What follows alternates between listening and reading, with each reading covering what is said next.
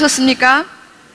네, 저희 교회의 행사 때문에 이 에베소서 수요 강의를 좀 조정을 했습니다. 그러니까 제가 가능하면 9월 말까지 마지막 주 전에 넷째 주까지 이거 강의를 마치려고 했는데 한 주 더 땡겨지게 됐어요. 9월 초에 첫째 주에 저희 교회에서 지방에 부흥회가 있답니다. 그래서 그 관계로 수요일 날은 안 하지만 화요일 날 화요팀이 빠지게 됐어요. 그래서 거기에 맞춰가지고 제가 오늘부터 오늘 그 다음에 다음 주 수요일 이렇게 한 주에 두 가씩 팍 헤쳐나가고, 그래서 결과적으로 9월 마지막 주 전에 이 강의를 다 마치도록 계획을 수정했습니다. 여러분, 오늘은 그냥 부지 중에 두 과를 공부해야 되고요. 다음 주에는 두 과를 공부해 오시기 바랍니다. 이해되셨죠? 예. 그리고 제가 그렇게 하려고 한 게 아니고 교회 사정상 그렇게 된 거니까 이해해 주시기 바랍니다. 자, 그래서 오늘은 사실은 한 과만 하면 시간적으로 여유가 있어서 수련회에 대해서 노동과 기도 수련회 하면은 저는 한 20년 했거든요. 그래서 굉장히 거기에 대한 좋은 추억들이 많아가지고 좀 소개도 좀 하고 또 옛날도 추억도 좀 하고 그러려고 그랬는데 시간이 없어서 그냥 넘어가겠습니다.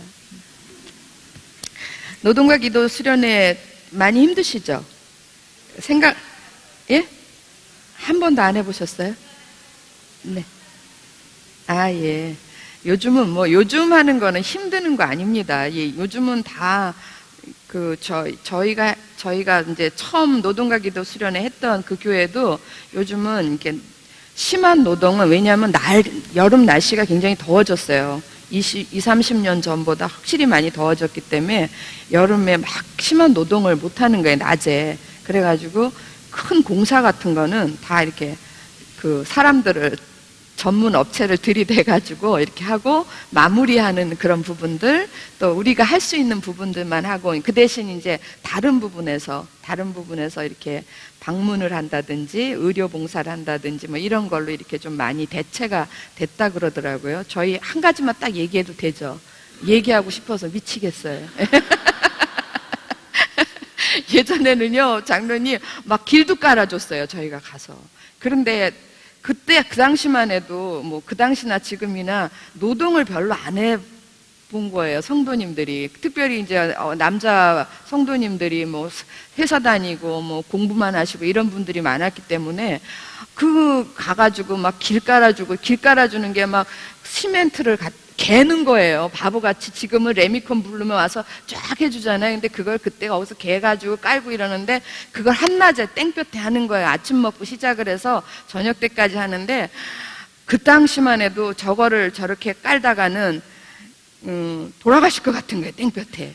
그래가지고 30분 간격으로 조를 짜가지고 무슨 북한같이 조를 짜서 1조, 2조, 3조 이렇게 대기를 해가지고 1조 한 10명 나가서 따다닥 하면 30분 들어오고 2조 나가고 그리고 쉬고 이렇게 해가지고 순환을 하고요. 너무너무, 그래도 막 갔다 오신 분들이 막 그냥 30분 동안에 땀이며 더위에 막 지치니까는요, 막 한쪽에서 여자 집사님들은 참 지혜 있는 분들이 많더라고요. 큰 다라 같은 데다가 미숫가루를 확 타시는 거예요. 그리고 소금을 거기다가 듬뿍 넣으시는 거예요. 소금이 염분이 떨어지면 쓰러진다며요.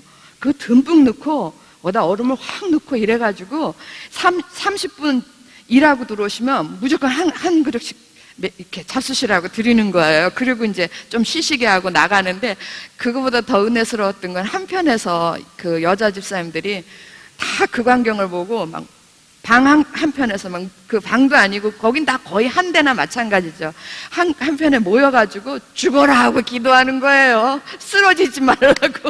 얼마나 간절히 기도하는지. 그 중에는 자기 남편도 있고 이러니까 죽기 살기를 기도하는 거예요. 하나님 별일 없게 해주세요. 그리고 우리 지금 보니까 사모님도 앉아 계시는데, 우리 사모님이 계시기 훨씬 전에 초창기 때는 그런 일들을 엄청 많이 했어요.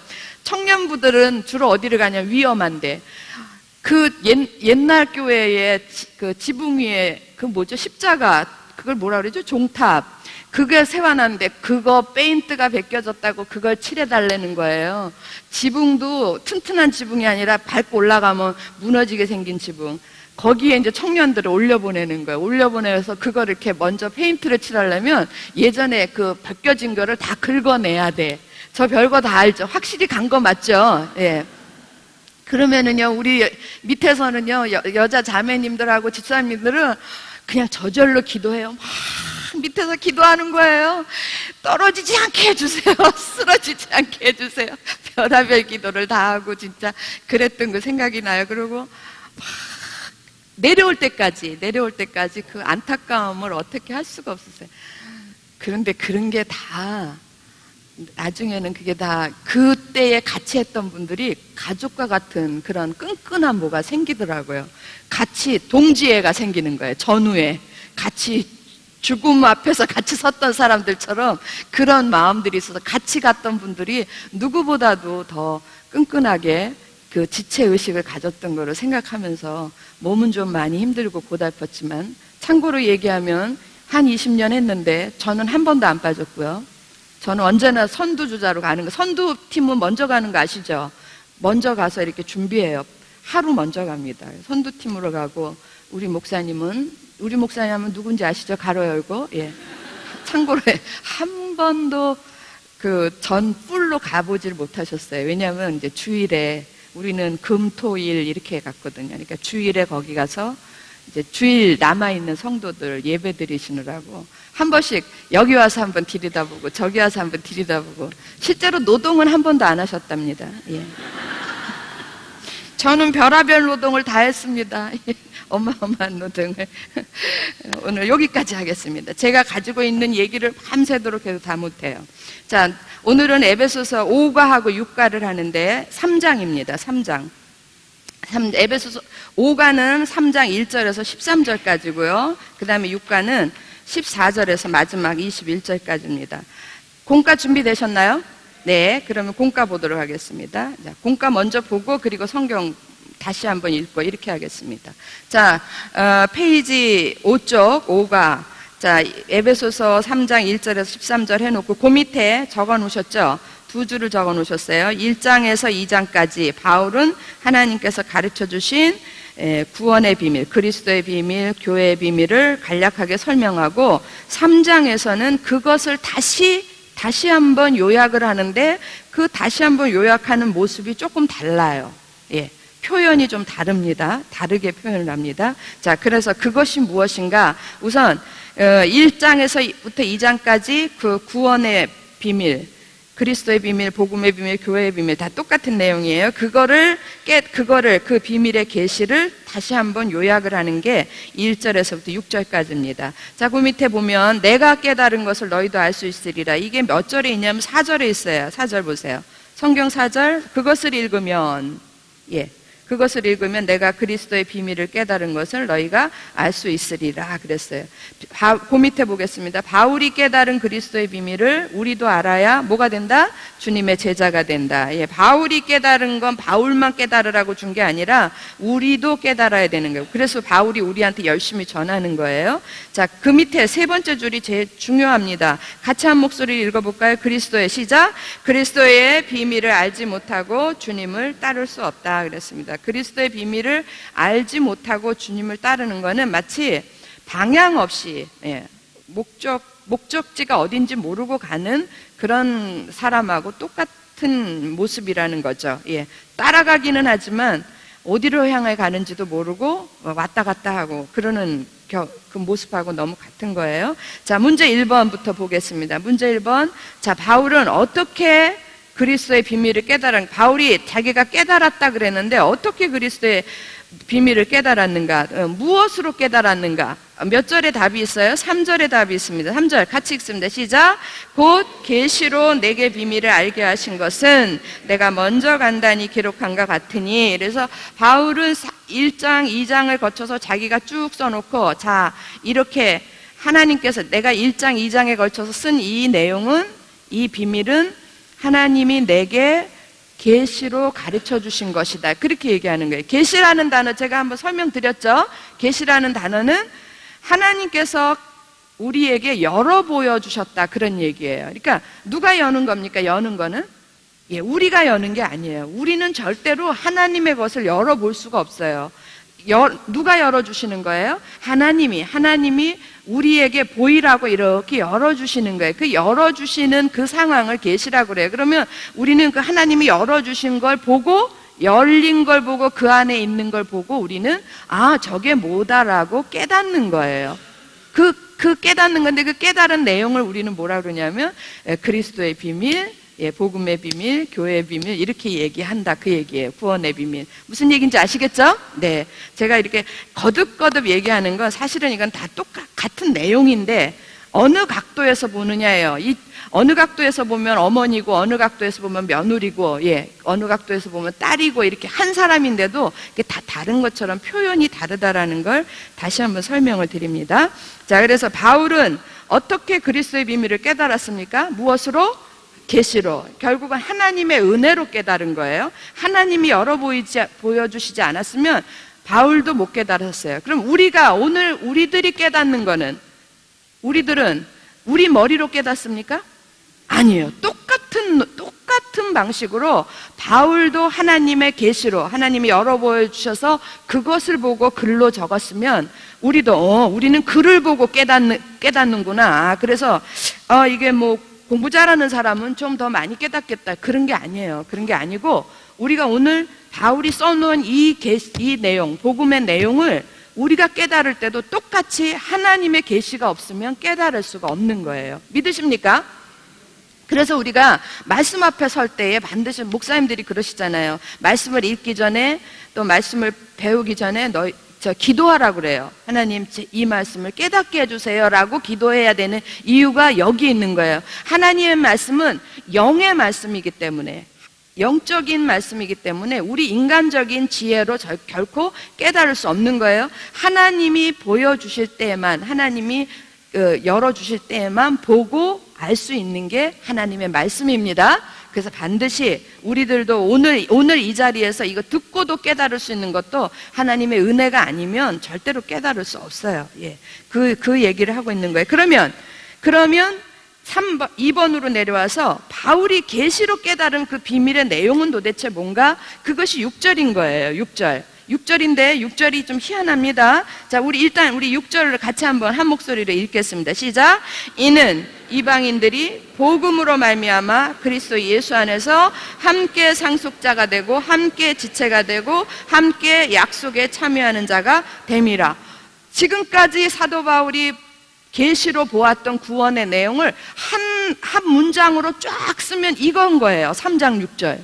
3장 6절인데 이거 어디서 전에 좀 본 것 같은데, 어디에 그런 게 비슷한 게 있었죠? 찾아보세요. 10초 여유 드리겠습니다. 2장 몇 절에 있습니까? 그렇죠. 5절 6절. 허물로 죽은 우리를 그리스도와 어떻게 해요? 함께 살리셨고, 그 다음에 6절에 보면 함께 일으키사 그리스도 예수 안에서 함께 하늘에 앉히시니 그랬어요.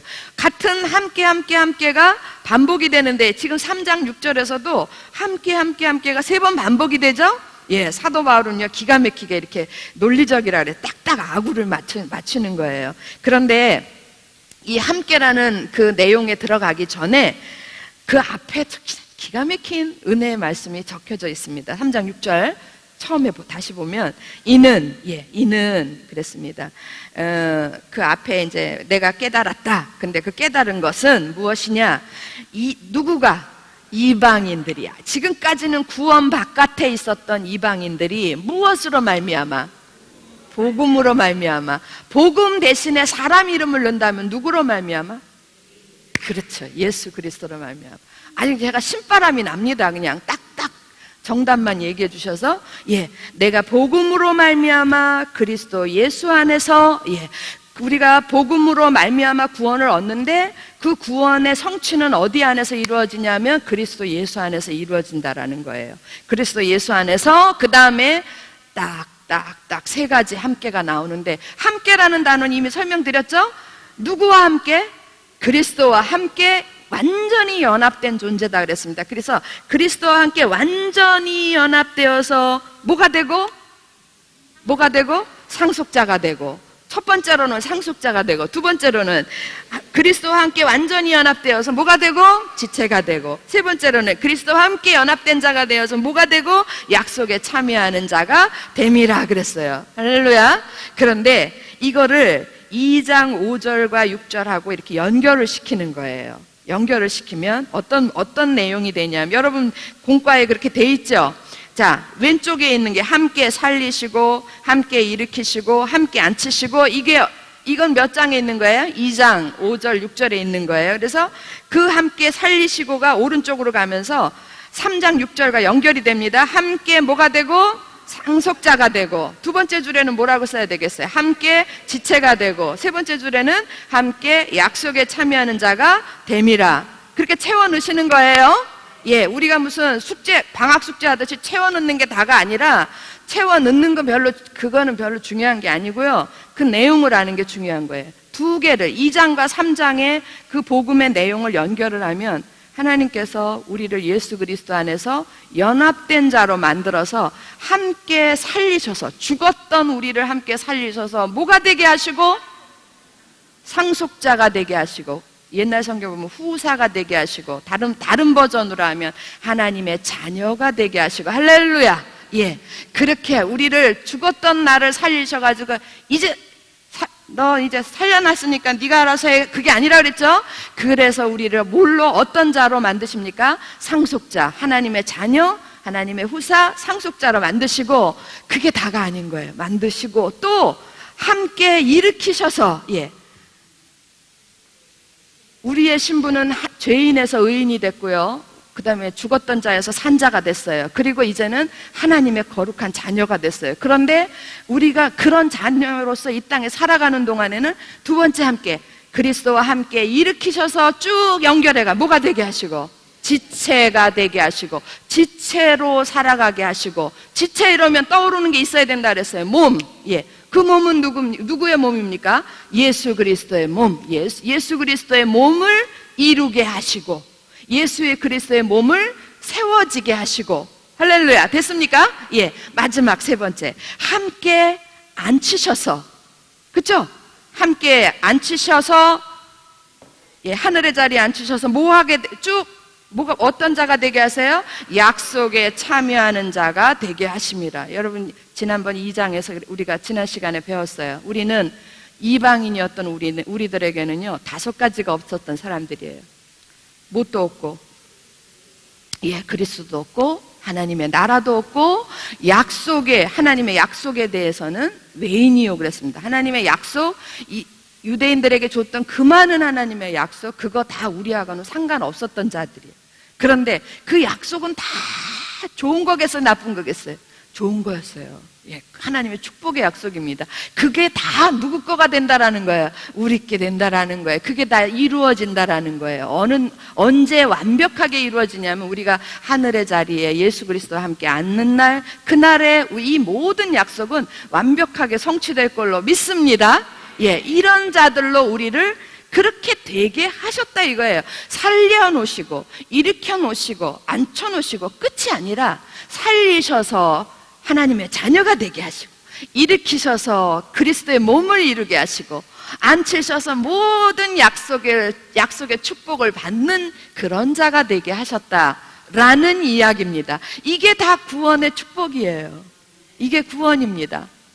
이 귀한 거를 사도 바울이 1장, 2장에 걸쳐서 이미 얘기를 한 거예요. 얘기를 하고 사도 바울이 다시 요약을 하는 거예요.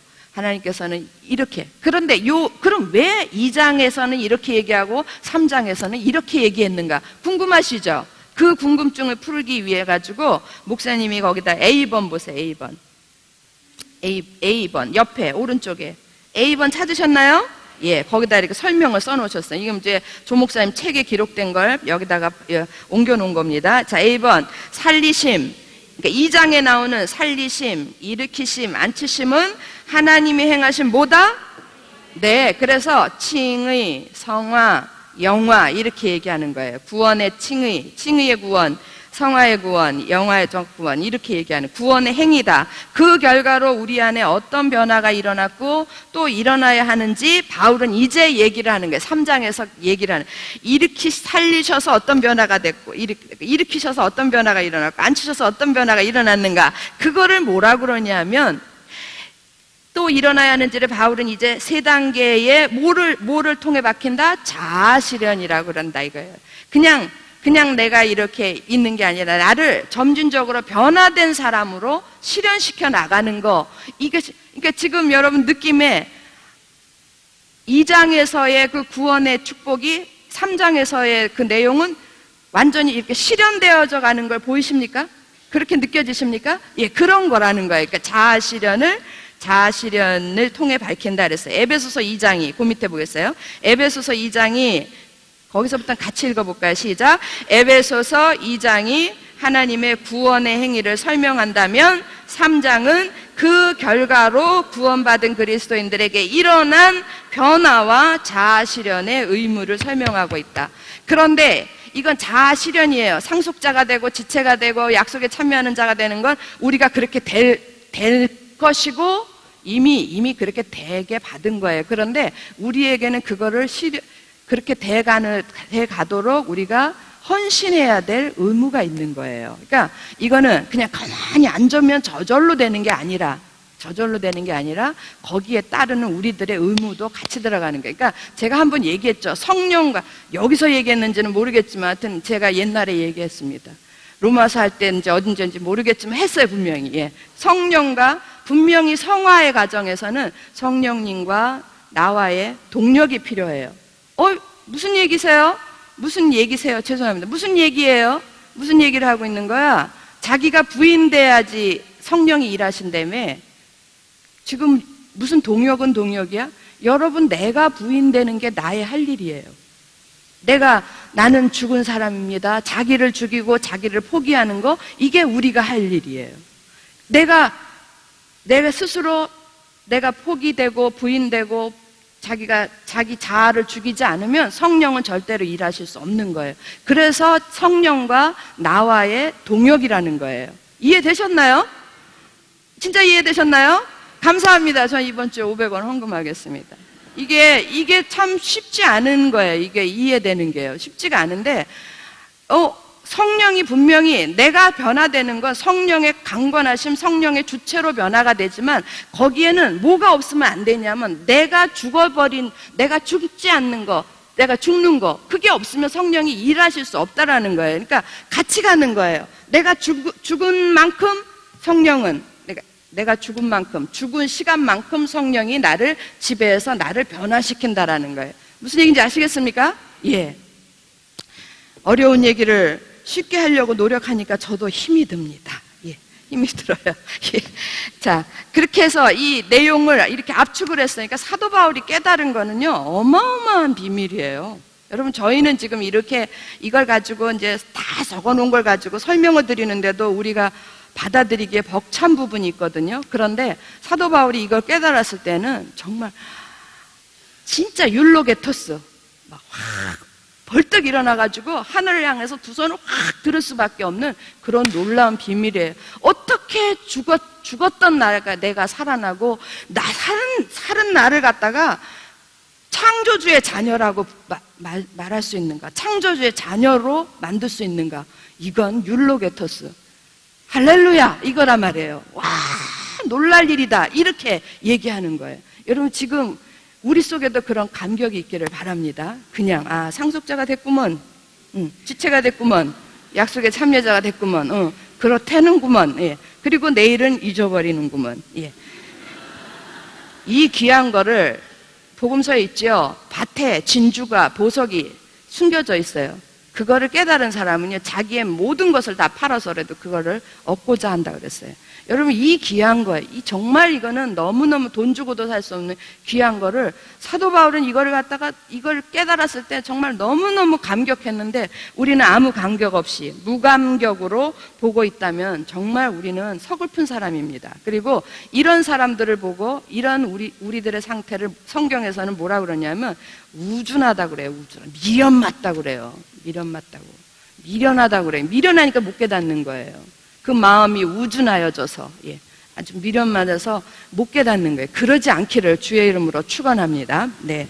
자, 이제 여기까지가 복음의 비밀을 다시 요약을 했는데, 이제 이런 거죠. 결론적으로 보면 하나님께서 1장, 2장 걸쳐서 플러스 거기다가 3장의 전반부까지 해가지고 하나님이 놀라운 구원의 축복을 사도 바울에게 알려주셨어요. 계시로 알려주셨어요. 그러면 사도 바울의 심정이 한번 대보세요. 이걸 이런 구원의 축복을 만들어 주셨을 때는 하나님이 자, 이런 거다라고 전시하려고 했겠습니까? 아니요. 이 축복이 다 여기에 사방에 이쪽에 있는 그 많은 모든 이 땅에 있는 모든 죽어가는 영혼들에게 이 구원의 축복이 전해지기를 원하는 거죠. 적용되어져서 이들이 구원받기를 원해서 이것을 하신 거죠. 그냥 심심해서 만드신 거 아니잖아요. 그러면 이 구원의 축복이 여기에 모든 이방인들, 유대인의 사고로 얘기하면 이방인입니다. 이방인들에게 전해져서 이들 모두가 이 구원의 축복을 자기 소유로 끌어안고 축복받은 자, 구원자로 변화되기를 위한 것이 하나님의 뜻이에요. 그런데 그 일이 이루어지기 위해서는 누군가가 일꾼이 필요하다라는 거예요. 일꾼이 필요한 거예요. 요즘 옛날엔 일군 이랬는데 요즘은 성경에 보니까 일꾼 이렇게 써놨더라고요. 일꾼이 필요한 거예요. 좀 더 고상한 말로 얘기하면 사역자. 사역자 이러면요, 저는 사역자란 말 잘 안 쓰고 싶어요. 사역자 이러면 우리가 머릿속에 떠오르는 분들이 있잖아요. 그죠? 목회자. 그래서 목회자 내지는 뭐 직분자들만 생각을 하는 거예요. 그래서 일꾼이 맞습니다. 누군가가 일꾼이 필요한 거예요. 사도 바울이 3장의 핵심은요, 3장의 내용은, 핵심적인 내용은 뭐냐면 이 하나님께서 만들어 놓으신 구원의 축복, 이 귀한 것들을 이방인들에게, 불신자들에게 다 적용될 수 있도록 일꾼이 필요한데, 그러면 그 적용되기 위해서는 이 일꾼은 무슨 일을 해야 되는가? 무슨 일을 해야 되겠습니까? 그것을 이야기한 게 3장의 내용이에요. 무슨 말인지 아시겠습니까? 이해되셨어요? 근데 이 일꾼이 해야 될 일이 두 가지라는 거예요. 두 가지. 사도 바울이 나는 이렇게 두 가지를 위해서 일을 했다. 나는 하나님이 주신 이 놀라운 구원의 축복, 구원의 비밀을 사람들에게 전하기 위해서 이게 하나님의 뜻인데 하나님의 뜻을 이루기 위해서 나는 이렇게 일했다라고 두 가지를 얘기를 하거든요. 근데 그 두 가지는 사도 바울만의 일이 아니라 우리들이 해야 될 일이라는 거예요. 아셨습니까? 그러니까 제가 이 이야기를 먼저 얘기하는 거는 사도 바울이 지금부터 앞으로 나오는 3장에서 두 가지 일을 얘기할 때 이건 그래 사도 바울의 일이야 이렇게 하시면은 꽝이라는 거예요. 아무 소용이 없는 거예요. 내가 해야 될 일이 이거구나. 이런 시각으로 지금부터 공부를 하는 겁니다. 아시겠습니까? 자, 그러면 2번으로 넘어가겠습니다. 2번 제목이 뭐예요? 복음의 일꾼. 복음의 일꾼 넘어가기 전에 3장 1절에서부터 6절까지 천천히 이미 배운 거예요. 천천히 읽으면서 여러분들이 얼마만큼 이해가 됐나 한번 본인이 스스로 점검을 해보시기 바랍니다. 3장 1절 제가 읽고 2절 여러분이 읽습니다. 준비되셨나요?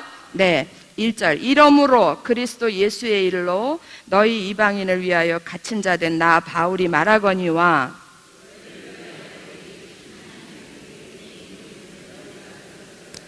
곧 계시로 내게 비밀을 알게 하신 것은 내가 먼저 간단히 기록한과 같으니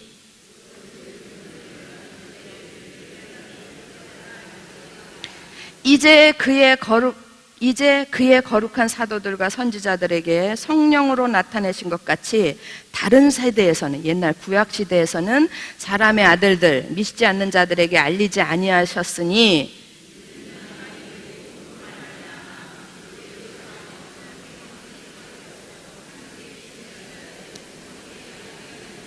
아멘, 할렐루야. 5절이 걸려가지고 이해가 잘 안 되시죠? 지금은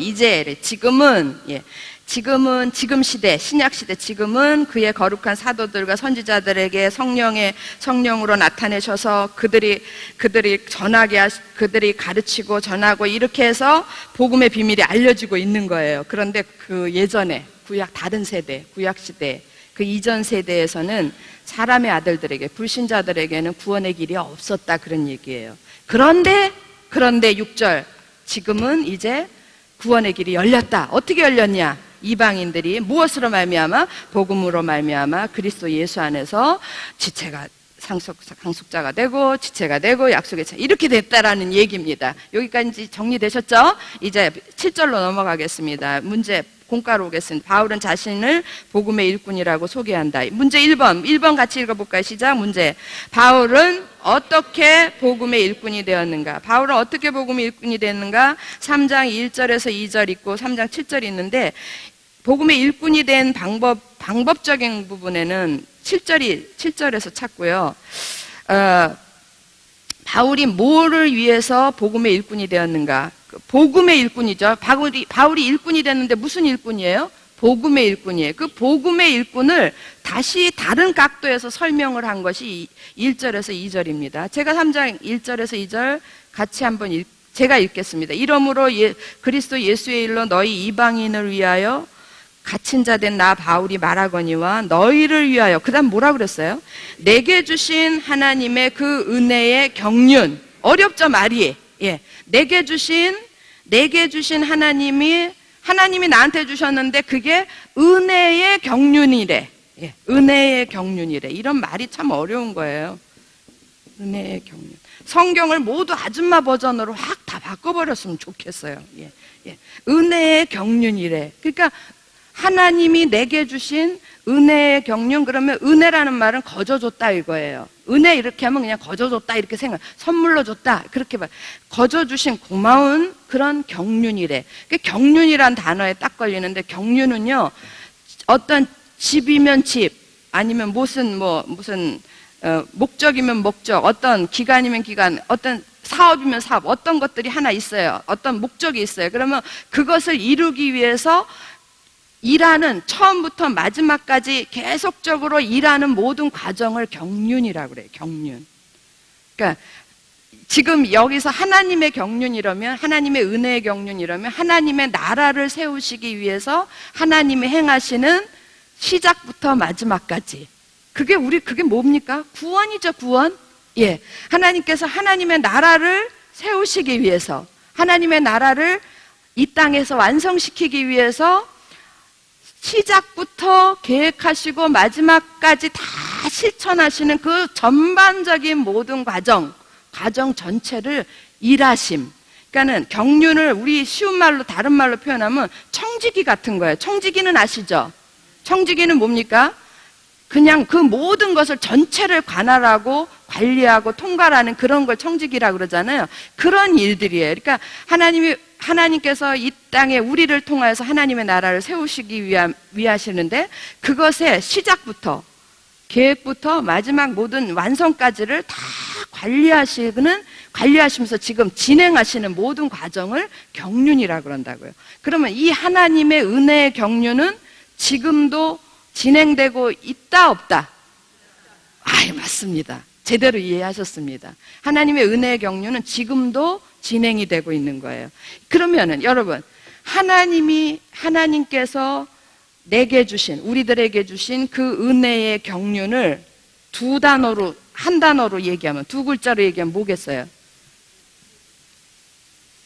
맞추시는 분은 뭘 좀 드리면 답이 확 나올까요? 하나님이 우리에게 거저주시는 그 은혜의 경륜, 일하심. 나에게 거저주시기 위해서 일하시고 있는 그 모든 것, 그거를 두 글자로 얘기하면 뭐겠습니까? 이렇게 생각하신 분 혹시 계십니까? 구원이라고. 있으시죠? 예. 그런데 틀릴까봐 말씀 못 하셨죠? 속으로만. 예. 그거요, 그거. 예. 그리고 이렇게 물어볼 때 좀 불편하시면 거시기 이러시면 돼요. 예. 그러면 답이 되는 거예요. 거시기. 예. 거시기 아시잖아요. 맞죠? 이 거시기, 구원 거시기 맞죠? 예. 예. 은혜의 경륜. 하나님이 사도 바울에게 알게 해주신, 내게 주신 은혜의 경륜, 우리들의 구원을 위해서 하나님께서 계획하시고 실행하시고 지금도 실천의 완성을 향하여 나가시는 그 모든 전 과정, 이게 은혜의 경륜이라는 거예요. 우리는 이걸 구원이라고 그러는데, 이 구원을 위해서 절대적으로 필요한 것이 뭡니까? 구원을 위한 알맹이가 뭐냐면 복음이에요. 복음. 그래서 여러분 그 다음에 3장 7절에 오세요. 3장 7절에. 3장 7절은 같이 읽습니다. 시작. 이 복음을 위하여, 거기까지. 예. 그래서 3장 7절에 이 복음을 위하여 이렇게 나오는 거예요. 이 복음을 다른 2절에서 다른 말로 끌어낸다 그러면 뭘로 끌어내겠어요? 하나님의 은혜의 경륜. 무슨 얘기인지 아시겠죠? 예, 이 복음을 위하여 뭐 때문에 어떻게 복음의 일꾼이 됐는가? 두 가지. 예, 성령의 능력, 그의 능력이 역사하시는 대로 성령의 능력으로 일꾼이 되는 거예요. 그러니까 사도 바울의 일함은 자기의 힘으로 자기의 지혜로 일하지 않았어요. 철저하게 누구의 힘으로 일했냐면 성령의 힘으로 일했다라는 거예요. 성령이 역사하시는 대로. 대표적인 게 사도 바울이 어디를 가려고 그랬어요? 유럽으로 가려고 그랬는데 드로아까지 갔는데 못 갔죠? 성령의 움직이심 따라서 철저하게 역사하심 따라서 순종했던 게 사도 바울입니다. 그의 능력이 역사하시는 대로 내게 주신, 그 다음에 또 이상한 말 나와요. 내게 주신 하나님의 은혜의 선물. 예, 이거는 그 받은 소명이에요. 사도 바울은 받은 소명이 뭐냐면 이방인의 사도예요. 여러분도 모두가 받은 소명이 있는 줄로 믿습니다. 오이. 저만 있나요? 예. 모든 구원자들에게는 부르심의 소명이 있는 거예요. 나는 하나님 앞에 내가 해야 될 사명이 있다라는 거예요. 소명이라는 건 내가 받은 사명, 내가 이루어야 될 사명, 그게 소명이에요. 근데 사도 바울은 이방인의 구원을 위한 사도로 부르심을 받았는데, 그거를 사도 바울은 뭐라고 표현했냐면 하나님이 내게 은혜로 주신 선물이다, 이렇게 얘기했어요. 그게 도저히 받을 수 없는 그런 선물, 도저히 받을 수 없는 내가 무엇인데, 나 같은 죄인이, 그 다음에 나와. 지금 뭐라 그러냐면 지극히 작은 자보다 더 작은 나 같은 사람이 어떻게 사도가 되겠느냐, 이거예요. 이거는 하나님의 은혜다, 하나님의 선물이다, 그렇게 얘기하는 거예요. 여러분 곰곰이 숙제 집에 가서 나에게 주신 하나님의 소명은 무엇인가, 숙제로 곰곰이 생각해 보시기 바랍니다. 다 우리도 하나님의 일꾼이 되는 게 소명이에요. 답 숙제 해왔거나 말거나 제가 답을 드렸습니다. 은혜의 선물을 따라. 그 다음에 뭐라 그랬어요? 내가 일꾼이 되었노라. 그러니까 사도 바울이 일꾼 된 데는 두 가지가 역사하신 거예요. 하나는, 두 가지가 있는 거예요. 하나는 뭡니까? 하나님이 은혜로 주신 선물, 직분, 소명이 있는 거고, 또 하나는 성령의 역사하심. 됐습니까? 이해되셨어요? 어렵습니까? 아니죠? 예. 일단 소명을 받아야 돼요. 저 보세요. 저 소명 받았잖아요. 뭘로 소명 받았습니까? 전도사 마누라로 소명 받았습니다. 예. 전도사 마누라로 부름 받았습니다 하고 예. 신고식을 했어요. 예. 그럼 그게 내게 주신 소명이에요. 그래서 전도사 마누라로 받아가지고 이렇게 올라간 거예요. 그래서 목사 마누라가 된 거예요. 예. 근데 그 전도사 마누라로서의 소명을 다 감당하기 위해서는 절대적으로 누구의 힘이 필요해요? 그렇죠. 내가 내 지혜로, 내 힘으로 했던 거는요, 뒤에 남는 거는요, 허물만 남아있어요. 정말 신기하게 허물만 남아있어요. 나는 내가 내 생각대로 잘하고 열심히 했는데, 뒤에 이렇게 보면은 그 구렁이가 이렇게 허물 벗어놓듯이 허물만 남아있는 거예요. 그냥 지저분한 것만 남아있는 거예요. 그런데 정말 빛으로 가치가 있는 거는 다 누가 역사한 거냐면 성령이 역사하신 거예요. 그거를 진작에 깨달았으면 제가 좀 더 잘했을 텐데, 이 허물은 치울 수도 없어. 그냥 계속 있는 거예요. 그런데 제가 늦게 알았어요. 그래서 저는 제가 가지고 있는 그 잘난 조그만큼의 지식 이런 걸 가지고 좀 그렇게 한 거예요. 그랬더니 그때는 잘한 줄 알았는데 나중에 보니까 그게 다 허물로만 남아있더라, 그 얘기예요. 여러분 절대적으로 여러분들이 무슨 일을 하든가 여러분들이 받은 소명을 감당할 때는 철저하게 누구의 힘으로? 성령의 힘으로. 그래서 성령의 역사하시는 대로 그 얘기인 거예요. 성령의 역사하시는 대로는 성령의 힘으로라는 얘기입니다. 이해되셨습니까? 예, 그것을 따라 내가 일꾼이 되었노라. 그래서 이렇게 일꾼이 된 사도 바울이 했던 두 가지 사역이 이 문제 2번. 문제 2번이 지금 5가에서 제일 중요한 내용이에요. 무슨 일을 했는가? 첫 번째, 친절하시게도 다 써놓으셨네요. 첫 번째는 전도, 두 번째는 교회. 그러는데 3장 8절을 읽어보면 전도란 말이 안 나와요. 자, 근데 한번 보겠습니다. 3장 8절. 모든 성도 중에 지극히 작은 자보다 더 작은 나에게 이 은혜를 주신 것은, 그 다음에는 뭘 하라고 주신 거예요? 측량할 수 없는 그리스도의 풍성함을 누구에게? 이방인에게 뭐 하라고? 전하게 하시고, 이겁니다. 전하게 하시고, 이거 좀 저거한 말로 헬라어로 쓰면은요, 유앙겔리조. 제가 이거 처음 들었을 때 얼마나 충격적으로 들었는지 이게 잊혀버리지가 않아요. 여러분 오른쪽에 보면 나와 있나요? 유앙겔리조, 포티조 없네. 예, 유앙겔리조, 전하게 하시고 복음을 전하는 거예요. 전하지 않으면 어찌 들으리요? 듣지 못했는데 어찌 믿으리요? 그랬습니다. 전해야 돼요. 전하게 하시고, 그 다음에 두 번째 중요한 사역은 9절에서부터 11절까지인데 9절만 읽겠습니다. 9절 읽겠습니다. 시작. 영원부터 만물을 창조하신 하나님 속에 감춰졌던 비밀의 경륜이 어떠한 것을, 예, 여러분 이제 이랬으면 좋겠어요. 이거 9절에 읽는데 이 비밀의 경륜이 뭔지 알겠다 이랬으면 너무 감사하겠습니다. 예. 영원부터 만물을 창조하신, 창조 때부터 하나님이 생각하셨던, 하나님 마음속에 감춰두셨던 그 비밀, 그것을 비밀의 경륜이 어떠한 것을, 그 다음에 뭐라고요? 드러나게 하심.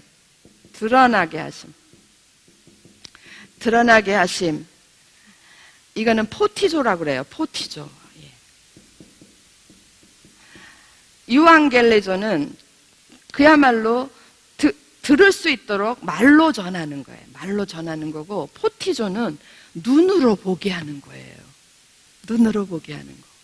그러니까 눈으로 볼 수 있는 거, 우리가 말로 전해서 구원을 얻어요. 예? 예수 그리스도를 영접합니다. 그러면 반쪽 구원이에요. 그러면 그 구원받은 사람들이 모여서 눈으로 보여져야 돼. 그게 뭡니까? 교회고, 그거는 우리들이고 우리들의 변화된 삶이에요. 변화된 자들의 모임. 그래서 아름다운 공동체를 이루어가는, 그거를 드러나게 하시는 게 포티조예요. 여러분 생각해 보세요. 사도행전에 보면 사도 바울이 굉장히 1차, 2차, 3차, 4차 많은 여행을 전도 여행을 다니는데, 지역마다 1차 나가서 쫙 말로만 전하고 집에 들어오고, 안디옥으로 돌아왔다가 또 2차 나가서 쫙 말로 전하고 들어오고, 그러지 않았어요. 그러지 않고 제대로 성경을 읽어보신 분들은, 사도 바울은 가는 곳마다 어떤 사람을 만나는 사람들한테마다 유앙겔리조, 말로 복음을 전하는 거예요. 그리고 거기에 영접한 사람들을 모아서 그 자리에다가 뭘 세웁니까? 반드시 교회를 세웠어요. 그래야 구원의 완성이에요. 이해되십니까? 그래서 그들로 하여금 그 구원받은 자들의 변화된 모습이 세상 사람들 속에서 드러나게 하는 거, 그게 포티조라는 거예요. 할렐루야. 예, 오늘 그게 연결돼서 2015년 지금 현재 이곳에 대흥교회가 이렇게 준비되어 있어요. 우리는 모두가 다 유앙겔리조의 은혜로 이렇게 구원받은 사람들입니다. 그러면 그 다음에는 우리가 교회로 모였으면 그 다음에 우리가 해야 될 일은 포티조예요. 포티조. 보여줘야 돼요.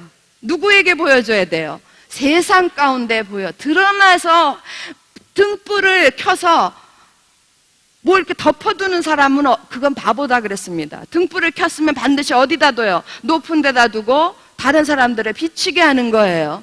우리가 대흥교회가 이렇게 유앙겔리조의 은혜를 받고 이렇게 모였으면 포티조, 세상을 향해서 보여줘야죠. 보여줘야 되는데 어떤 모습으로 보여줘야 돼요? 구질구질하고 지저분하고 이해 안 되고 용납 못하는 그런 모습으로 보여줘야 되겠습니까? 아니요. 아름다운 모습으로, 에스더처럼 보석 같은 모습으로 보여줘야 된다라는 거예요. 예, 그런 은혜, 그런 모습이 우리 가운데 있기를 주의 이름으로 축원합니다. 네. 사도 바울은요, 이 두 가지 일을 위해서 자기가 일을 했다라고 이야기해요. 내가 이 비밀을 깨닫고 내가 일꾼 된 것은 이 두 가지를 하기 위함이다 그랬어요. 아까도 얘기했죠. 이 두 가지를 공부할 때 사도 바울이 그랬구먼 이러면 안 된다 그랬어요. 우리가 해야 될 일입니다. 우리도 유앙겔리조 됐으면 그 다음에 포티조로 나아가야 됨을 잊지 마시기 바랍니다. 사도 바울 이 일을 감당하기 위해서 사도 바울은 어디까지 갔는가가 마지막 번이에요. 3번 보세요. 마지막 번. 바울은 복음의 일꾼으로 사명을 감당하기 위해서 어디까지 갔냐면 감옥까지 갔어요. 감옥까지 가고 3장 1절에 너희 이방인을 위하여 갇힌 자 된 나 바울은 3장 13절에 너희를 위한 나의 여러 환난에 대해서 가는 데마다 돌 맞고 가는 데마다 욕 먹고 핍박받고 이름에도 불구하고 그 걸음을 멈추지 않았던 사람이 사도 바울이에요. 부끄럽습니다. 제가 제일 부끄럽고 여러분도 저 좀 부끄러웠으면 좋겠습니다. 부끄럽지 않으면 정상이 아니죠. 뻔히 가면 돌 맞을 줄 알고, 뻔히 가면 이 일을 하면 욕 먹을 줄 알고, 뻔히 가면 죽을 줄 알면서도 그곳으로 스스로 갔던 사람이 사도 바울이에요. 그렇게까지는 못하더라도 적어도 내게 주신 영역 안에서는 내가 이 일을 감당해야 되지 않을까. 사도 바울은 하나님이 땅끝까지 복음을 전하라. 그러니까 그걸 모범이 되기 위해서 땅끝까지 간 거예요. 땅끝까지 모범이 되기 위해서. 예수께서 모범이 되기 위해서 하늘 보좌 버리시고 내려오신 것처럼 사도 바울의 그 일에 모범이 되기 위해서 땅끝까지 간 건데 우리더러 그렇게까지 하라고 하지 않더라도 우리에게 주어진 영역 안에서는 유앙겔리조 할 수 있어야 돼요. 포티조 할 수 있어야 돼요. 무슨 얘기인지 아시겠습니까? 우리 가정이 교회를 다 다녀. 남편과 아내 다 애들까지 다 다니는데 우리 가정이 주변의 친척들한테 이웃들한테 아름다운 모습으로 보여지지가 않아. 그러면 뭡니까 그게 도대체? 그게 뭐겠습니까? 포티조가 돼. 볼만한 것으로 보여져야 돼. 저 집은 역시 다른 집안이구만. 여러분, 기도하시고, 간절히 기도하시고, 노력하셔야 돼요. 왜 안 되냐면, 그 왼수 같은 남편 때문에 안 돼. 그 인간 때문에 안 되는 게 아니라 나 때문에 안 되는 거예요. 내가 변화가 되지 않았기 때문에 안 되는 겁니다. 이 유앙겔리조 속에 안에 있는 자기 변화가 이루어지지 않았기 때문에 포티조의 아름다움이 빛이 안 나는 거예요. 여러분, 남편이 아무리 제가 섬기는 교회에 지금도 이분이 남편이 알코올 중독자가 됐어요. 남편이 형편없는 사람이 아니에요. 아주 멋쟁이 지휘자였었어요. 유명한. 그런데 알코올 중독자가 됐어요. 지금도 술만 먹으면 개가 되는 거예요. 그런데 이 아내가 너무 그것을 다 극복을 해가지고 다 그 남편을 정말 예수의 심장 아니면 끌어안을 수가 없어요. 그 개같이 되는 걸 어떻게 끌어안겠습니까? 끌어안고 그것을 다 사람들한테 안 보이기 위해서 감싸주고 참아주고 감싸주고 자녀들한테도 상처 안 되게 다 막아주고 자기는 피투성이가 돼서 얼마 전에 작년에 유방암 판정을 받았어요. 그런데 하나님 은혜로 치유됐어요. 치유되고 안 되고 그게 중요한 게 아니라 그렇게 하는 거예요. 그러니까 그 친척들 주변, 우리 교회에서도요, 그분 때문에 은혜 받고 그분 때문에 변화되는 가정들이 얼마나 많은지 몰라요. 한 가정이 한 사람이 함으로 인해서 그 주변이, 그 가정이 다 그래, 믿는 사람은 저렇게 해야 돼. 그리고 그 남편도 나이가 들어서 그런지 이제 조금씩 기다리세요. 10년, 20년 기다리면 기력이 빠지니까 술도 조금씩 줄고, 10번인 거 5번 이렇게 자꾸 준대요. 그 집사님 얘기로. 그래서 너무 감사하대요. 싹 고치지도 않았는데. 너무 감사하대요. 그리고 어쩌다가 한번 또 그런 일을 벌이면 내가 기도가 부족했고 그분을 덜 섬겼구나 이렇게 얘기한다니까요. 그게 머리에 꽃 다른 것 같지 않습니까? 그분 속에 뭐가 있는 거예요? 유앙겔리조의 변화가 그분 속에서 일어난 거예요. 여러분, 우리가 다 포티조로 아름답게 사명을 감당하지 못하는 거는 다 누구 탓? 제 탓이에요. 그렇게 인정하십니까? 한번 그렇게 해보겠습니다. 내 탓. 누구 탓도 아니고 내 탓입니다. 이거 진짜 유가로 넘어가겠습니다. 이거 오늘 유가 해야 되는데. 유가 3장 14절에서부터 21절.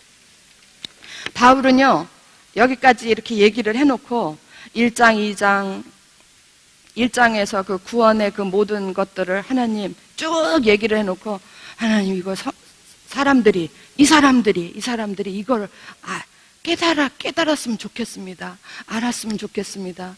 그리고 간절히 기도해요. 알게 해주세요. 알게 하시옵고 알게 하시기를 구하노라 이러면서 기도해요. 그리고 그 구원이 우리들한테 적용됐을 때에 그 변화가 일어난다 그랬죠? 1변화, 2변화가 일어나면서 그 속에서 우리가 어떻게 변화되는가를 그렇게 변화되어지기를 그렇게 변화되게 해주세요. 그렇게 변화되게 해주세요. 그렇게 변화되게 해주세요. 간절히 기도하는데 사도 바울의 기도가 14절에서부터 21절인데요. 자, 14절에서부터 21절인데 여러분 14절 보세요. 14절 15절. 이러므로 내가 하늘과 땅에 있는 각 족속에게 이름을 주신 아버지 앞에 무릎을 꿇고 어떻게 해요? 비노니. 그러면서 16절, 17, 18, 19절에 4절에 걸쳐서 간절히 기도를 하는데 여러분 1번 첫 번째 기도회 때도 성부하는 첫 번째 기도에는 1장에 나오거든요. 1장에 나올 때에 다 잊어버리셨죠? 1장에 이렇게 기도했어요. 성부 하나님을 알게 하옵시고 그 다음에 성자 하나님의 어떠하심을 알게 하시고 성령 하나님의 어떠하심을 알게 하여 주시옵소서. 이게 1차의 기도였었어요. 그런데 지금 두 번째 기도할 때는요, 그 순서가 바뀌어버립니다. 이거 지금 시간이 없어서 확인을 못 해드립니다. 자, 1장에서의 첫 번째 기도에서는 성부 하나님, 성자 하나님, 성령 하나님, 성도들이, 이 사람들이 성부 하나님의 어떠함을 알게 해주세요. 성자 하나님의 어떠함, 성령 하나님의 알게 해주세요. 그런데 이게 이 두 번째 기도로 지금 3장에서의 두 번째 기도로 올 때는 순서가 바뀌어버리는 거예요. 이렇게 나와야 정상인데 뭐가 제일 먼저 나옵니까? 16절에 어떤 하나님께 대한 기도가 먼저 나와요? 성령 하나님, 그 다음에 성자 하나님, 그 다음에 성부 하나님, 이렇게 바뀌어요. 자, 성령 하나님에 대한 기도부터 보겠습니다. 16절 같이 읽습니다. 큰 소리로 읽습니다. 시작. 그의 영광의 풍성함을 따라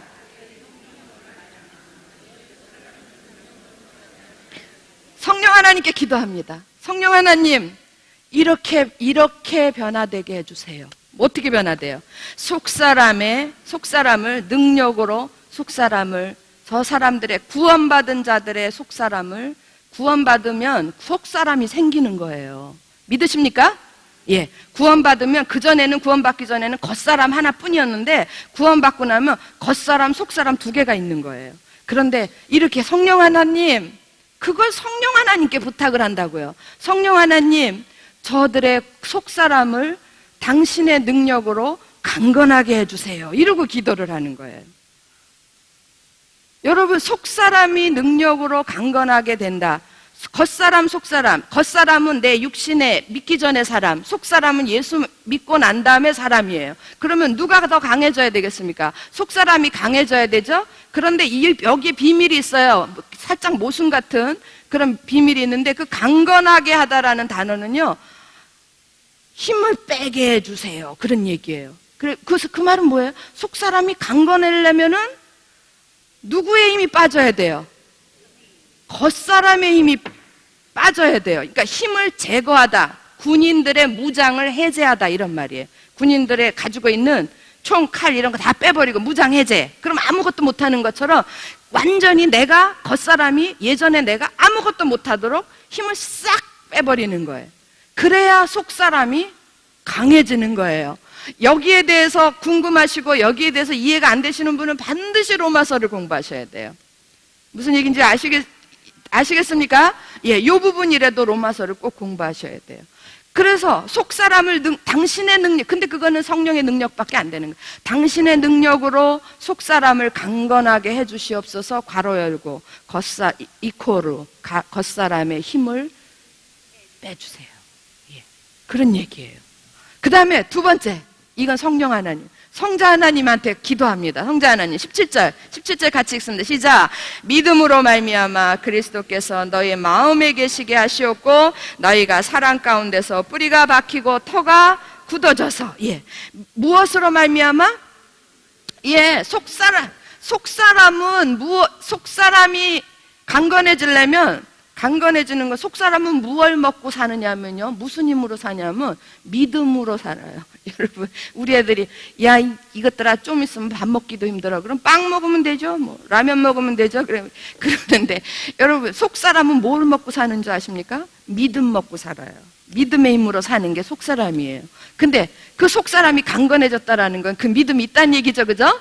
이해되셨습니까? 그러니까 그 믿음으로 말미암아, 믿음이 있으면 그 다음에는 어떤 일들이 벌어지냐면 그리스도께서 우리 마음에 계시다. 그 얘기는 아니 뭐요? 성령이 내주하신다며 또 그리스도도 내주하셔? 성령이 내주하셔서 우리 속사람을 강건하게 하세요. 그러면 우리가 변화가 돼요. 어떤 사람으로 변화되냐면 이제 내가 사는 것은 내가 아니요 내 안에 그리스도가 사시는 것이다. 이렇게 변화된다라는 거예요. 어느덧 삶의 주인이, 성령은 나의 속사람을 강건하게 하셨을 뿐인데 어느덧 나의 주인이 내가 아니고 누가 돼버렸어요? 그리스도가 돼버렸어요. 그래서 이걸 그리스도의 내주라 얘기해요. 그리스도의 내주는 그리스도의 주인됨이에요. 주인됨. 내 삶의 주인은 누구다? 그리스도시다. 이렇게 되는 거예요. 내 마음에 계시하다라는 건 사시다 그 얘기예요. 살다. 거주하며 살다 그런 얘기예요. 갈라디아서 2장 20절입니다. 너희 마음에 계시게 하시옵고 주님이 우리 마음에 계시면, 주인이 되시면 내가 주인 삼은 모든 것 내려놓고 그런 거예요. 왜 맨날 생각이 안 나죠? 진짜 바본가 봐요. 내가 주님이 내 마음에 계시면요, 그 다음에는 주님 자체가 사랑이시거든요. 그 안에서 여러분 표현이 두 개예요. 뿌리가 박히고 터가 굳어져서 비유를 두 개를 들어요. 나무의 비유를 들고 또 하나는 건물의 비유를 들어요. 나무가 흔들리지 않고 튼튼하려면 뭐가 깊어져야 됩니까? 맞습니다. 그래서 뿌리가 어떻게 박히고 깊이 박힐수록 그 나무는 흔들리지 않는 거예요. 그 나무의 주인은 언제나 그리스도신 거예요. 할렐루야. 그 다음에 터가 굳어져서 기초가 견고할수록 그 건물은 튼튼한 거예요. 어떤 비바람이 불어도 무너지지 않는 거 아시죠? 그래서 굳어지면 굳어질수록 그 사람은 그리스도가 주인 되는 삶을 사는 거예요. 무슨 얘기인지 알겠습니까? 그러니까 우리가 하나 비유 가지고 안 될 것 같으니까 두 가지 비유를 다 드는 거예요. 건물의 비유, 나무의 비유. 뿌리가 박히고 터가 굳어져서 그 다음에 세 번째는 누구에게 의탁을 합니까? 성부 하나님. 여러분, 성부 하나님 18절 19절인데 제가 읽습니다. 능히 모든 성도, 이제 여기 보세요. 속사람이 강건해진 사람, 속사람이 강건해지면 어느덧 그 안에 주인이 바뀌어. 내가 아니고 그리스도, 내가 사는 건 그리스도로 바뀌고, 이 사람들이 뭘 이루어갈 수 있냐면 아름다운 포티조의 사역, 아름다운 공동체를 이루어갈 수 있는 거예요. 그래서 18절을 딱 열면 무슨 단어가 딱 나오나 보세요. 18절 딱 시작하는 게 뭡니까? 능히 모든 성도와 함께 공동체로 나아가는 거예요. 할렐루야. 아시겠습니까? 그러니까 먼저 개인 안에서 이런 변화가 일어나야 공동체 안에서 같이 엮어질 수가 있는 거예요. 그래서 능히 모든 성도와 함께 지식에 넘치는, 복음의 지식, 그리스도에 대한 지식, 하나님 말씀에 대한 지식에 넘치는 뭘 압니까? 그리스도의 사랑을 알고 그 다음에 확장이 돼가는 거예요. 공동체 안에서 하나가 되어가는데, 그게 확장이 되어가는데, 그 너비와, 이거 한 번 했죠. 그 너비와 그 다음에 길이와 높이와 깊이가 무한대로 확장이 되는 거예요. 무한대로 확장이 돼서 어디까지? 하늘에 있는 것이나 땅에 있는 것이 다 그리스도 안에서 통일되게 하려 하심이라. 너비, 길이, 높이, 깊이, 너비, 길이 이렇게 해가지고 따다다다다다 무한대로 가면 이런 어떤 영역이 만들어지죠? 이런 영역이 만들어질 때, 이런 그릇이 만들어질 때 그 그릇 안에 채워주는 게 뭐라 그랬어요? 뭐라 그랬습니까? 예, 여기 있잖아요. 저한테 있지 않고 성경에 있잖아요. 19절 같이 큰 목소리 읽습니다. 시작. 그 너비와 길이와 높이와 깊이가 어떠함을 깨달아 하나님의 모든 충만하신 것으로 너희에게 충만하게. 이게 너희예요. 이게 너희. 이게 우리 대형교회가 이랬으면 좋겠습니다.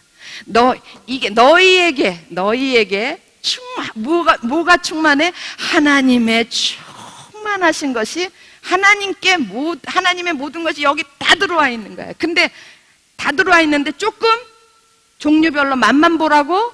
아니요. 넘치도록. 충만이라는 말은 흘러넘치도록 충만하게 하시기를 구하노라. 이렇게 되는 거예요. 그래서 여러분, 하나님 아버지께 다 내 거, 이거 진리인 거 아시죠? 어떤 사람에게 진리입니까? 모든 사람에게 진리가 아니라 성령 하나님의 기도대로, 성부 하나님의 이 성자 하나님의 기도대로 이루어진 사람한테는 아버지 거 다 내 거의 축복이 임하는 거예요. 할렐루야. 예. 이게 사도 바울의 간절한 기도였어요. 이 기도를 한번 엮어서 하나로 쭉 연결해 보세요. 이게 이제 지금 불신자를 향해서 구원을 알게 해주세요 할 때는 성부 하나님, 성자 하나님, 성령 하나님 이렇게 하는 게 맞고, 이 사람들이 변화돼서 포티조로 나가게 해주세요 할 때는 성령 하나님이 먼저 나와야 맞는 거예요. 비밀을 아시겠습니까?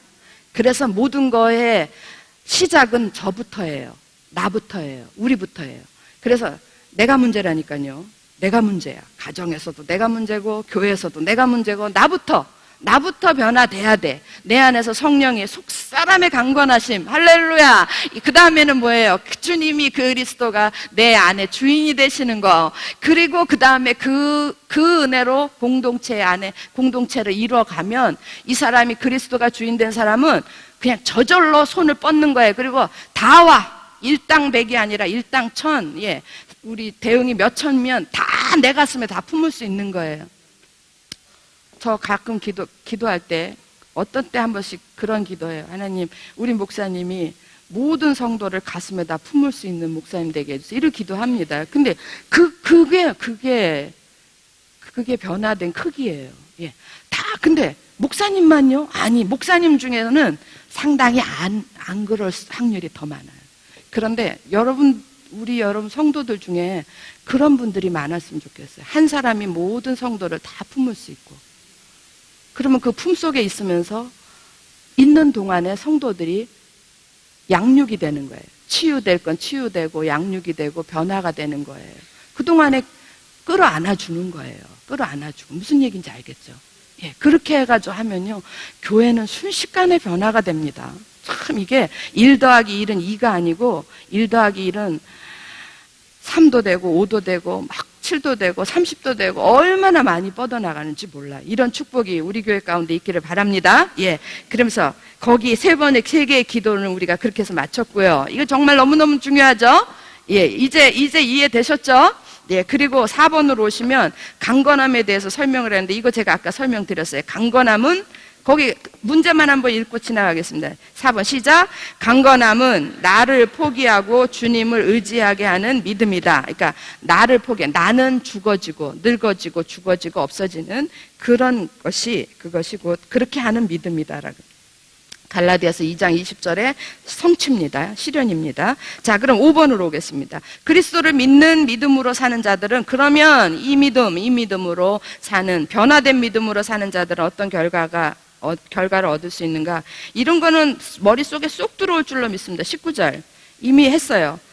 뒷부분에 보면 하나님의 모든 충만하신 것으로 너희에게 충만하게 하시기를 구하노라. 어떤 축복이 있어요? 하나님의 충만의 축복. 예, 그건 뭡니까? 아버지 거 다 내 거. 거기다 그렇게 쓰셔. 아버지 거 다 내 거. 그 절대로 그 진리예요. 아버지 거 다 내 거. 예, 충만하게 하시기를 구하노라. 그 다음에 3장 20절은 여러분이 한번 찾아보세요. 20절 같이 읽겠습니다. 시작. 우리 가운데서 역사하시는 능력대로 우리가 구하거나 생각하는 모든 것에 더 넘치도록 능히 하실 이에게. 어떤 은혜가 있습니까? 믿음으로 살면 생각만 해도 주시는 하나님. 예, 구하거나 생각하는 모든 것에 어떻게 주셔요? 넘치도록. 예, 이게 아글아글 쓰고 기도 안 해도 생각만 해도 다 주시는 하나님인 걸 믿으시기 바랍니다. 그런 하나님 경험하시기 바랍니다. 예. 내가 기운이 없어서 아버지 하고 생각만 했는데 생각만 했는데 그냥 아까 그 너무 웃기지 않아요? 문 여니까 닭이 와서 딱 그 시간에 다 알을 놓고 갔대.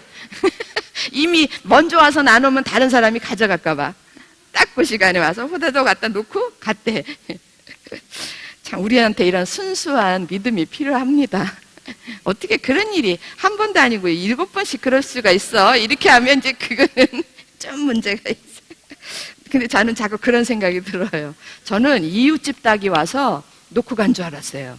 그랬더니 이웃집 닭이 아니래네. 고민이 돼요. 누구네 집 닭이지? 그러게 하나님이 공중에서 닭을 날라오게 하셔가지고 그래서 아주 소설을 써요. 아주 그냥. 예.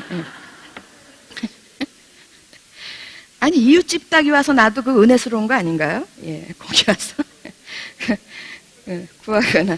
여러분 우리가 구하거나 생각하는 모든 것에 더 넘치도록 능히 하실 이래기에. 근데 단 조건이 있어요. 여러분 구하고 생각하는 게 탐욕이어서는 안 돼요. 그건 안 되고 누구 안에서 합당한, 예, 그리스도 안에서 합당한 구함, 합당한 생각 이런 것들이라면 다 응답될 줄로 믿습니다. 그러니까 여러분이 생각을 많이 하시라고요. 하나님 우리 교회가, 우리 대원교회가 이렇게 아름다운 교회가 되게 해주세요. 이러면 할렐루야, 하나님이 능히 모든 것에 더 넘치도록 그렇게 해주신다고 그랬잖아요. 예, 그렇게 해주실 걸로 믿습니다. 예, 마지막 번입니다. 마지막 6절. 예, 지금 이제 이거는 성경에는 없는, 이제 끝났어요. 3장은 끝났고, 목사님이 이렇게 이제 예배소서 연구를 하다 보니까 각 장마다 1장, 2장, 3장 각 장마다 교회에 대한 정의가 있는 거예요. 교회에 대한 정의가 있는데 1장에서 그것도 맨 마지막 절에 1장 23절.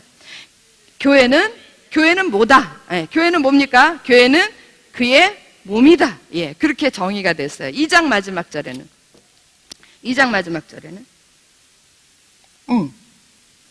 너희도 성령 안에서 하나님이 거하실 처소가 되기에 교회는 하나님의 성전이다. 예, 이렇게 딱 정리가 됐어요. 그죠?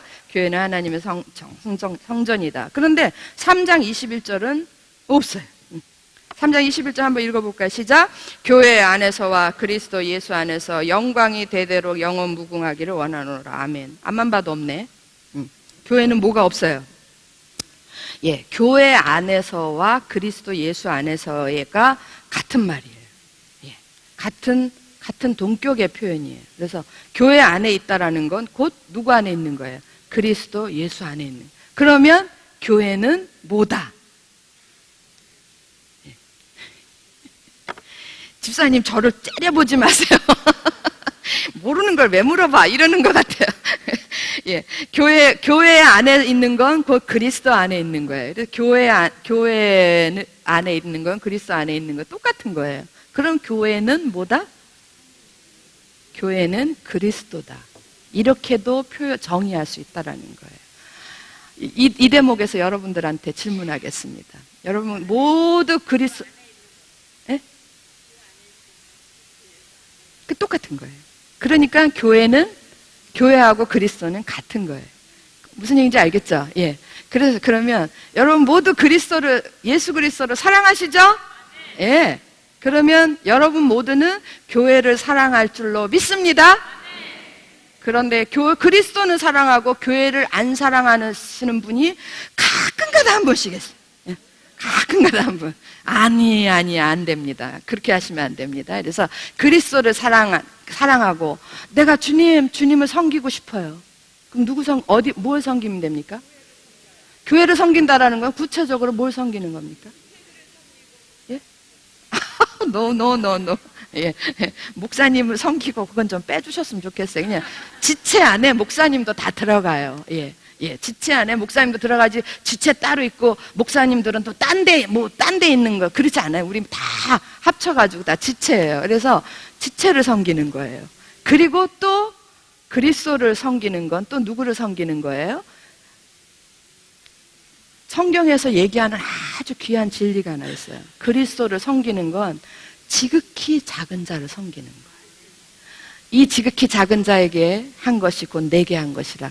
그러니까 교회를 섬긴다라는 거는 사실은 교회 안에 끼리끼리 그렇게 맞는 사람들끼리 돌아다니고 그래가서 서로 밥 사주고 얻어먹고 밥 사주고 이러라는 친목체 만들라는 게 아니라 우리 교회 안에 어려운 지극히 작은 자들, 힘들고 어려운 자들을 섬기라는 거예요. 그런 얘기입니다.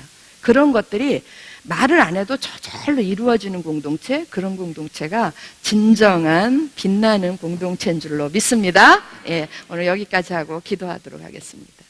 할렐루야. 사랑하는 아버지 하나님 고맙습니다. 저희들이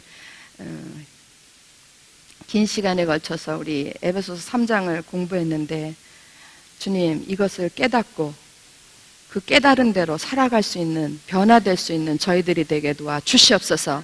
사도 바울의 기도 그대로 우리 속에도 속사람이 강건해지는 역사가 일어나고 또 우리 안에 그리스도가 내주하셔서 내 삶의 주인 되는 그런 변화가 일어나고 하나님의 공동체에 하나님의 충만한 신 것으로 충만해지는 그런 변화가 일어날 수 있도록 성령이여 역사하여 주시옵소서.